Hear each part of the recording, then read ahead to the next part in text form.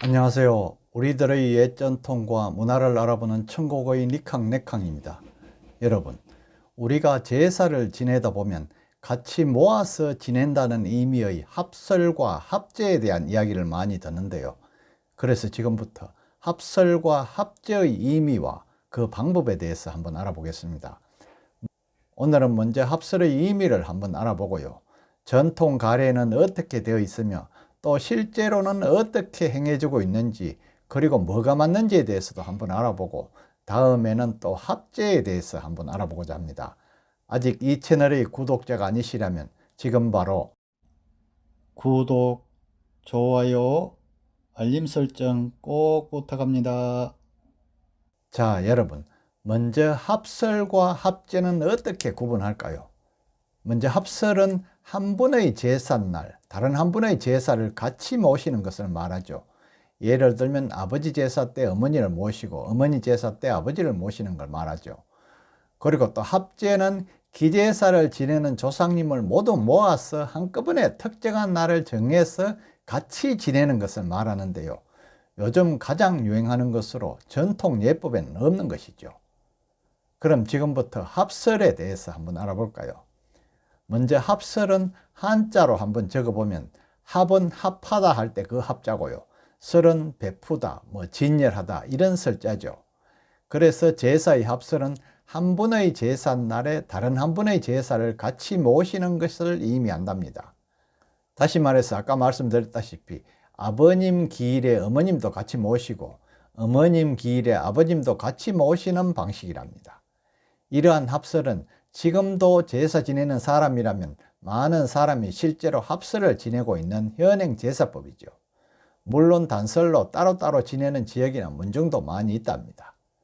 자, 신주를 제사상에 모시는 것을 설위라고 하는데요. 기일을 맞이한 분만 모시고 제사를 지내는 것을 헛단자를 써서 단설이라 하고요. 기일에 관계없이 내외분을 함께 모시는 것을 합설이라고 합니다. 쉽게 말해서 고위, 아버지나 할아버지의 제사에 비위, 그러니까 어머니나 할머니를 함께 모시고 비위의 제사는 그 반대로 고위를 함께 모시는 것이랍니다. 참고로 전통 가래에서는 이렇게 정의하고 있답니다. 제사는 단지 하나의 신위만 설치한다 이렇게 명시하는데요. 왜냐하면 기일은 상의 연속이므로 해당 조상만 모시는 단설이 마땅하기 때문이라고 합니다. 한편 태계 이황 선생은 기일에 한 분의 신위에만 제사 지내려 하는데 어떻게 합니까? 이런 질문에 대답을 뭐라고 했을까요? 한번 들어보세요. 내 생각도 그러하다. 다만 중고시대에도 두 신위에 제사 지낸다는 설이 있었으니 깊이 구애될 일은 없을 듯하다 이렇게 말씀을 하셨대요. 그러므로 우리 집안에서도 전해오는 규례에 따라 두 신위의 제사 모두 지낸다 이렇게 하여 단설을 합당한 예로 인식하면서도 비교적 유연한 입장을 보이고 있다는 것이었습니다. 또 우암송시열 선생 역시 우리 집에서도 고위와 비위 두 신위를 설치했는데 비록 그것이 부당하다는 것은 알고 있지만 행한 지가 이미 오래되었으므로 고치지 못한다 이렇게 하였답니다. 그러나 합설의 사례 중에는 고위 제사에는 비위를 모셔오지만 비위 때는 고위를 모셔오지 않는다 이런 경우도 나타나는데요. 이에 대해서 태계 이황 선생은 고위와 비위를 함께 제사 지내는 것은 참으로 예가 아니다. 이건 원론적이죠. 고위의 제사에 비위를 함께 제사 지낸다는 것은 그나마 무방하지만 비위의 제사에 고위를 함께 제사 지낸다면 감히 존자를 끌어온다는 의도가 있지 않겠는가. 그래서 우리 집안에서도 일찍이 이처럼 했지만 내가 종자는 맏아들이지요. 종손이지요. 내가 종자가 아니기 때문에 감히 멋대로 고칠 수는 없다. 다만 내가 죽은 뒤에는 이런 풍습을 따르지 않도록 했을 뿐이다. 이렇게 했대요. 그 반면에 또 사계 김장생 선생은 기일에 고위와 비위를 함께 제사 지내는 것이 비록 주저의 뜻은 아니지만 우리나라 선현들이 일찍 그렇게 행했고 율곡 또한 두 신이에게 제사 지냄이 마음 편하다 이렇게 했으니 존자를 끌어온다는 혐의를 아마도 꼭 피할 필요는 없을 듯하다. 이렇게 다소 상반된 입장을 보인답니다.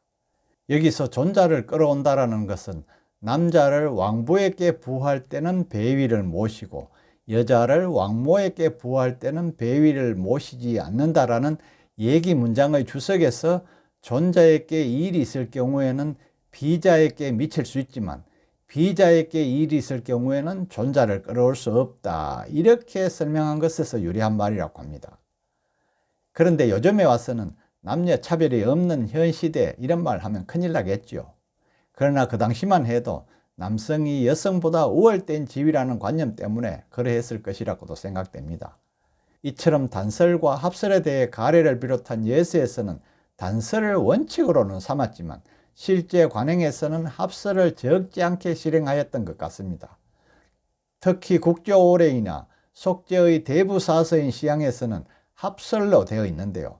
이 역시도 당시의 상황을 잘 드러내주는 것이라 할 수 있습니다. 한편 회제 이은적 선생은 문공의 가래에서는 기일에 한 신위만 설치한다 이렇게 했고요. 또 정시의 제례에서는 고위와 비위를 함께 제사 지낸다 이렇게 했으니 두 예가 있으리 같지 않다는 것입니다. 대개 한 신위만을 설치한다는 것은 올바른 예, 그러니까 예지정이고 고위와 비위를 함께 제사 지낸다는 것은 인정의 근본을 둔 예, 그러니까 예지본어정 이렇다고 할 수 있을 것이죠. 만약 주거니 섬기기를 산 사람 섬기듯이 하고 자리를 펼 때는 궤를 같이 놓는다는 뜻으로 미뤄보면 예는 인정의 근본을 둔 것이니 이 또한 그만둘 수는 없는 점이 있다. 이런 견해를 밝혔다고 합니다. 이처럼 가래를 비롯한 예서에서는 기일은 상의 연속이기 때문에 해당 조상만을 모셔온다. 이런 이유로 단설을 합당한 제사 방식으로 규정했지만 인정의 근본을 둔 예를 따르는 과정에서 합설도 실행되었음을 알 수가 있습니다. 그래서 우리가 축문을 쓸 때도 보면 합설을 기준으로 축문을 작성하고 있죠. 이 축문을 한번 보세요. 중간에 보면 현고 학생 현비유인 이렇게 두 분을 모두 쓰고 난 후에 이처럼 오늘이 누구 기일이라는 걸 이렇게 분명히 써줘. 여기 보면 현고라고 써졌잖아요.